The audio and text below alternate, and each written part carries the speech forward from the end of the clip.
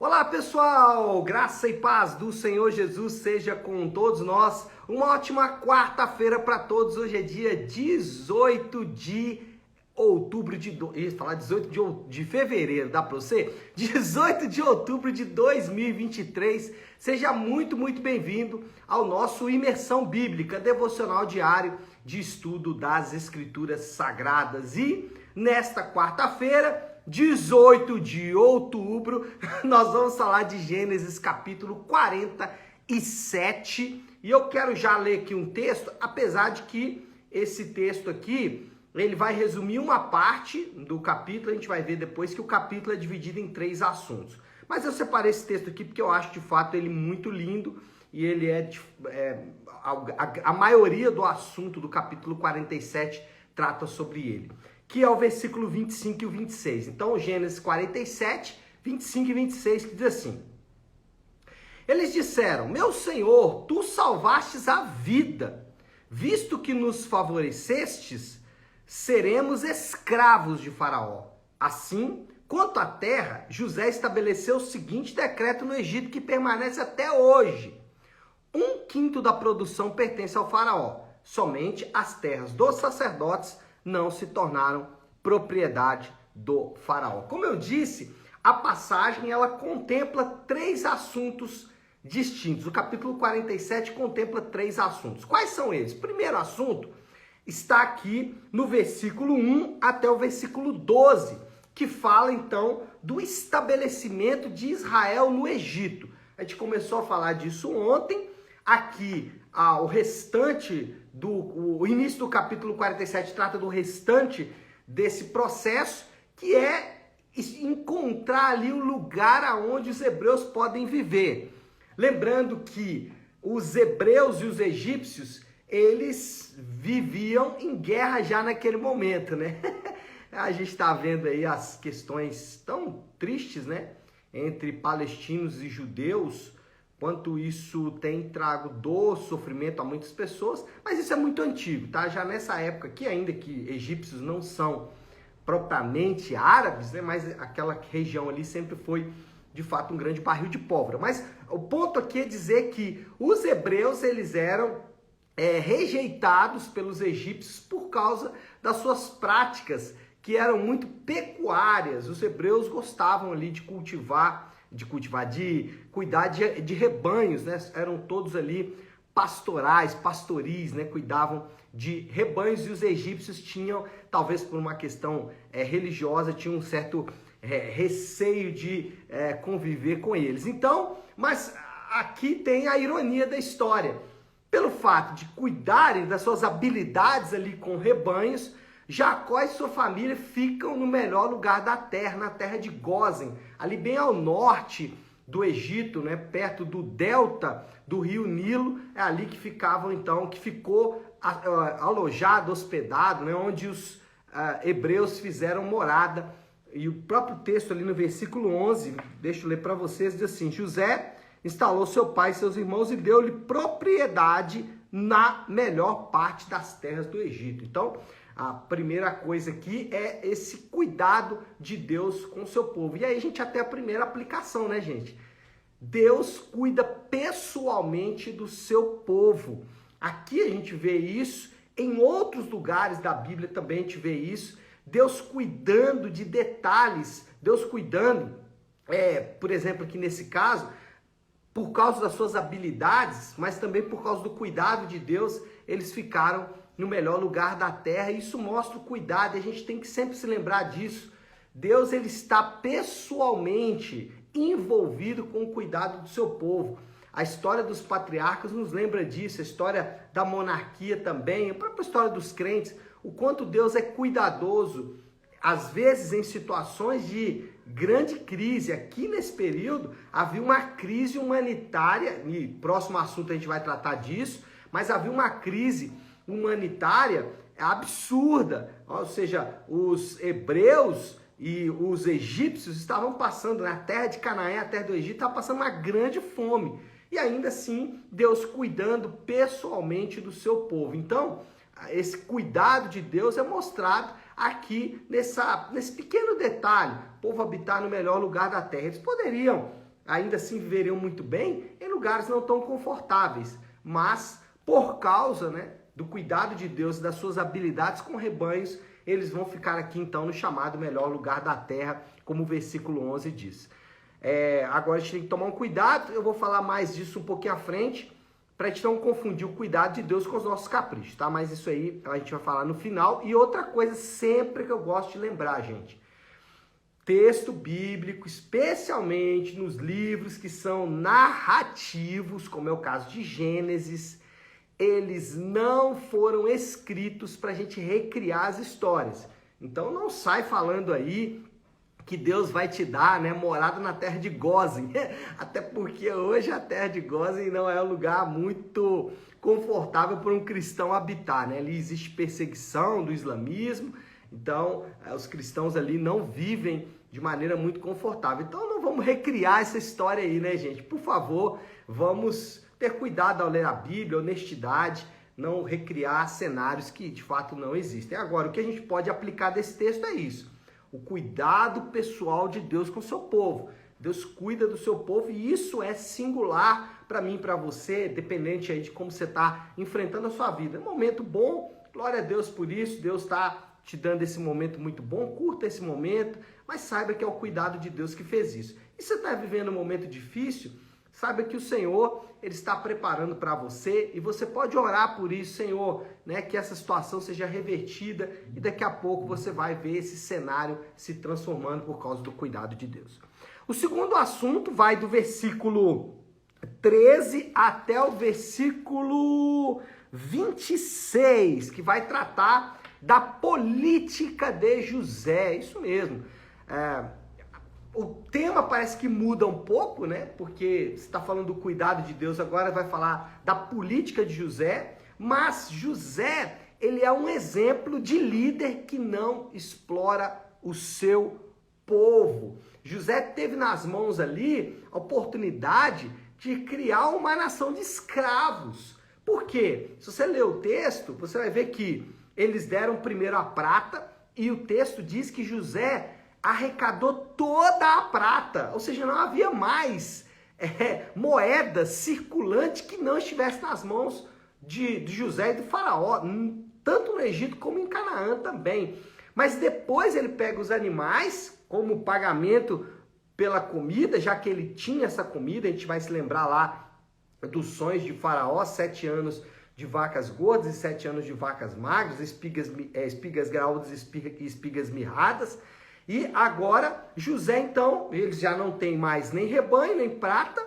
O que eles fazem, então? Olha, vamos nos entregar como escravos para não morrer. Só que José, ele consegue fazer uma amarração ali, ele consegue uma política, e isso é, obviamente, vindo da parte de Deus, que atende tanto os anseios do seu chefe, o faraó, como também protege o povo. Por quê? Porque ele fala, olha, vocês não vão ser meus escravos, não quero escravos. Na verdade, eu vou dar comida para vocês, vou dar semente, vocês vão plantar essa comida e vocês vão pegar 20%, né, uma parte, né, a quinta parte de tudo que vocês produzirem e vocês vão devolver aqui como uma espécie de imposto, né? E aí, José, então, com essa política, preserva o povo e ainda deixa o faraó muito, muito feliz. Agora, essa questão de escravidão, ela não é nova na Bíblia e ela não é nova também em termos de conceito. Agora, só uma informação aqui, talvez inútil, mas só para vocês saberem, nosso período agora, 2023, é o período na história da humanidade em que tem mais pessoas em condição de escravidão.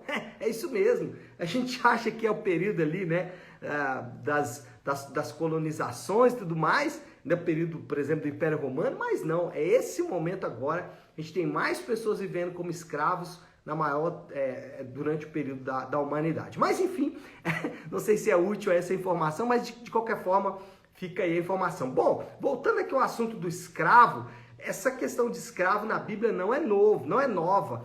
Nós, os crentes, eles são denominados pela Bíblia de escravos, é isso mesmo, de servos de Deus. Os servos, o doulos, né? Essa palavra no grego para denominar os crentes, doulos, escravo, servo, é essa ideia mesmo de alguém que pertence a um outro dono. Na verdade, o homem, ele ou é escravo do pecado, cujo seu principal agente é Satanás, ou ele é escravo de Deus e vive como escravo de Deus. Ele ou pertence a um dono ou pertence a outro dono.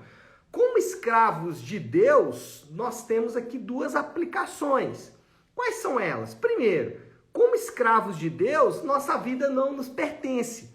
Se tem algo que o Novo Testamento ensina, é que nós fomos comprados. E qual é a linguagem de ser comprado? E a Bíblia chega a dizer, comprado por um alto preço. Qual é a linguagem aqui de comprado por um alto preço? É a história de que a minha vida não me pertence. E isso aqui é difícil, às vezes, para alguns crentes entenderem, porque eles continuam conduzindo as suas vidas da maneira como acham melhor. Então, vamos lá, se você faz o que você acha melhor, você não é escravo de Deus, você não é servo de Deus. Então, se você não é servo de Deus, qual é a implicação natural? Então, não adianta dizer, eu sou servo de Deus. Mas se a sua vida pertence a você, você faz o que você quer, desculpa, você não é escravo, você não é servo de Deus. O servo de Deus faz aquilo que Deus manda em sua palavra, mesmo que o que ele faz na sua palavra, ou ele fala na sua palavra, vai contra a sua natureza, ou contra a sua carne, ou suas vontades. Então, primeira coisa, sua vida não te pertence, ela pertence ao Senhor que deixou a palavra dele para ser o seu guia e o meu guia. Então, a primeira implicação aqui da escravidão, da servidão a Deus, é que a nossa vida não nos pertence. E a segunda implicação é muito simples. Nós não somos donos de absolutamente nada. Somos, como a Bíblia usa a expressão, mordomos ou administradores. Aqui a história de José é muito legal para mostrar isso, né? José, ele era um administrador do faraó. Claro que não estou dizendo que o faraó que é uma figura de Deus, nada disso, mas a ideia é a mesma, de nós sermos administradores de todos os recursos que Deus nos dá. Então, você não é dono do seu tempo. Estou falando de recurso. Tempo é um recurso. Você não é dono do tempo. Você não faz o que quiser com a sua agenda. Se você faz, talvez você não pertence a Deus, pertence a outro dono. Ou você está vivendo em desobediência ao seu Senhor, e isso traz consequências graves. Outro recurso que nós não somos donos, dinheiro. Você faz o que você quer com o seu dinheiro, nós somos mordomos. Deus coloca recursos nas nossas mãos para nós usarmos. E usarmos de maneira que vamos prestar contas. Qual outro recurso? Os nossos dons. Os seus dons você usa só para você? Para ganhar mais dinheiro, para ganhar mais poder e tudo mais?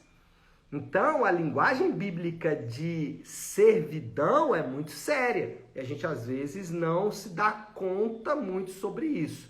Esse texto mostra exatamente, ou nos lembra, dessa nossa condição de servidão diante de Deus. E o terceiro assunto, primeiro assunto, então, é exatamente o estabelecimento de Israel no Egito. O segundo assunto é a política de José. E o terceiro assunto é do versículo 30 do 27 até o 31, que é um pedido singular de Jacó. O que Jacó pede? Jacó pediu para ser sepultado em Canaã. Ele fala com José: José, põe a tua mão aqui na minha coxa, jura para mim que eu não vou ser enterrado aqui no Egito. Não existe motivo aparente para tal pedido, né? A gente não sabe por que Jacó quis ser enterrado lá em Canaã. Irmãos, sabe o que eu vi nesse texto aqui?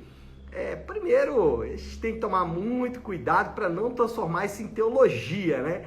Então, eu quero ser enterrado, não sei aonde e tudo mais. Nosso corpo, uma vez que morremos, nosso corpo está nas mãos do Senhor e Ele vai nos ressuscitar no último dia, independente se formos queimados, se formos, se morrer afogado no mar, não importa, né? isso aí, a gente não pode transformar isso aqui em uma teologia. Mas sabe o que eu vi aqui de mais interessante nesse texto? É que não existe nada errado com algumas idiosincrasias, com algumas manias peculiares, né?